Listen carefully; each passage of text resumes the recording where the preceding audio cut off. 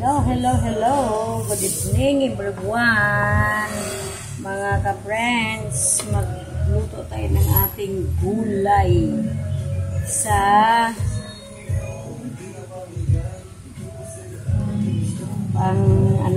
panghapunan.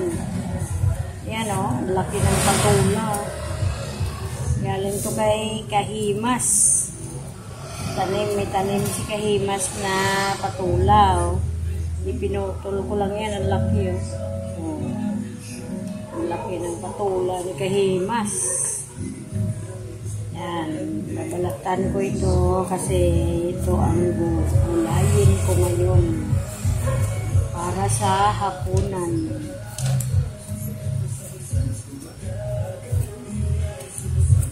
Patola.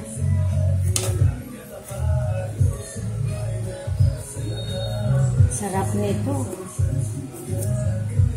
Paborito ko to. Kahit na igisa lang siya.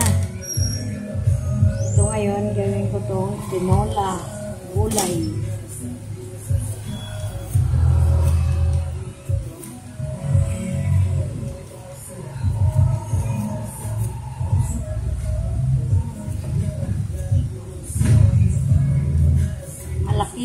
Malaki siya pero mura pa siya. Bata pa ba? Maliliit pa yung niya, buto niya. Yung panggulay pa siya. Yung ibang patola, kapag malalaki na, magulang na, hindi na pwedeng gulayin. Pero itong patola ni Kahimas, malalaki kasi yung bunga ng patula niya. Kaya ito kahit malalaki na, pwede pa siyang gulayin.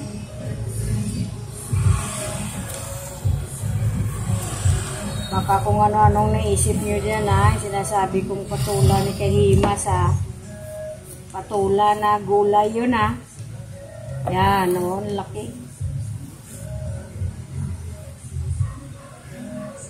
Ang laki, sa laki niya, iiwain ko yan sa gitna. Yan. Yan. Hindi ko na ginamitan ng ng sangkalan. Yan. Kasi sobrang laki. Iniiwa ko lang sa gitna at saka hiwain para hindi siya hindi sobrang laki ba. Isang peraso, isang gulayan na. Ang dami kapag nahiwa. Ang laking patula.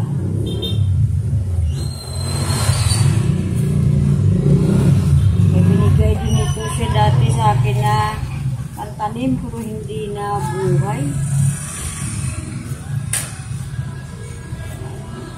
Tag-init noon At saka walang nag-aalaga mabuti doon. Kaya hindi na buhay ang patula.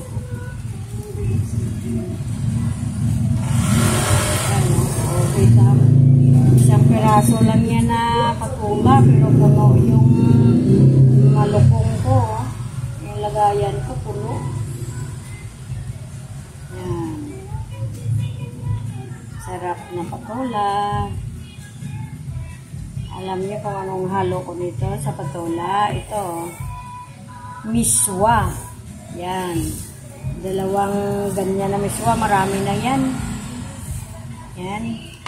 Tapos, sardinas. Baka naman. Sardinas. 5 sardines. Yan. Samahan nyo ako. Doon na sa kasi nilagay ko na yung doon, kaldero ko, kumulo na. Samahan niyo ako sa kusina. Ayan yung kaldero ko. Ayan, kumulo na siya. Ang aking gulay. Yun pa.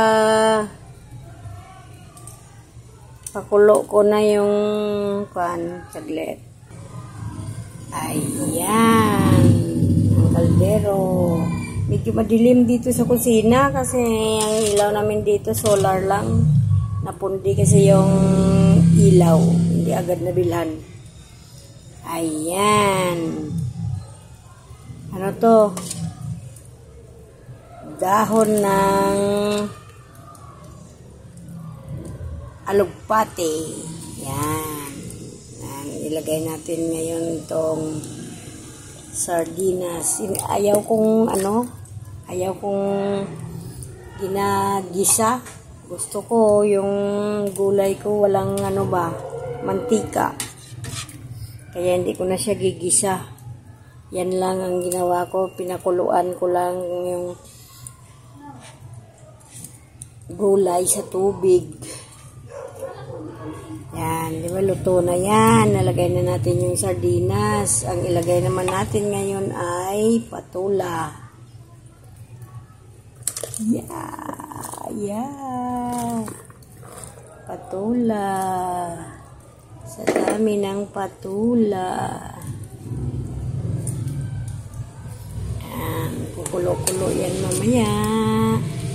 Saka saglit lang din kasi yung patula maluto. Kaya, ayan, nilagay ko na siya. Mamaya ko na ilagay yung miswa kasi yung miswa saglit lang yan, isang kulo lang. Luto na. Kaya, takipan muna natin siya. Yan, antayin natin yan na kumulo.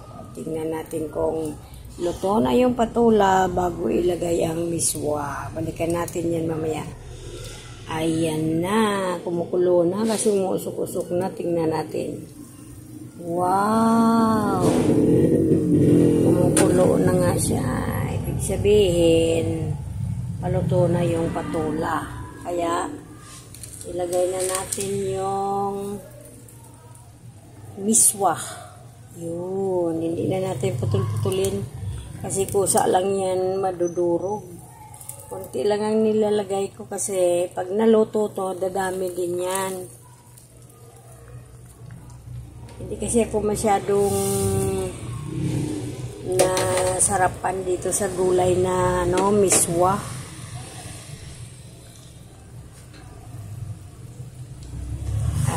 Sutanghon ang gusto kong inilalagay sa gulay. Paminsan-minsan lang ako kumakain itong miswa. Kasi parang masarap siya, mabango. Pero hindi ko masyado siya nagugustuhan. Ngayon pa lang, sa tagal ko na ngayon ko pa lang na gulay uli ito, na ilagay sa gulay yung miswa. Tikman natin nga yung lasa.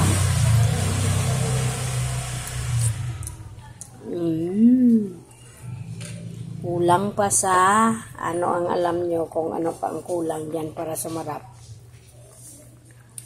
Yung magic sarap.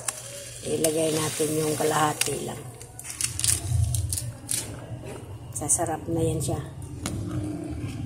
O, diba? Ang ganda ng kulay niya.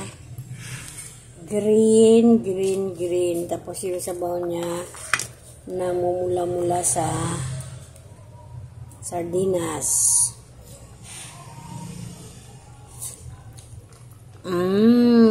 Masarap na. Kasi meron ng magic sarap. At saka yan, luto na yan, oh. O, luto na yung miswa. Yan. Konting, pa, mga 2 kulo-kulo pa. Luto na yung miswa. Sarap ng kulay niya. Sarap-sarap ng kulay. Balikan natin. Tingnan na natin. Kulo-kulo na siya. Yan. Lutong-luto na yung ating miswa. Yan. Kakain na tayo nito. Luto na. O, diba? Patula. Dahon ng alugbati. At saka sardinas. miswa. Yan ang ulam ko ngayong gabi. Yan, kain na po tayo. Shout out kay Ma'am Marlinda Official Vlog, Edita Mix Vlog, Scarlett Aureliano Mix Vlog, Wakiwak Kawaki TV Official at saka Kagwang Wakiwak Official. Hello, magandang gabi mga friends. Yan, kakain na tayo.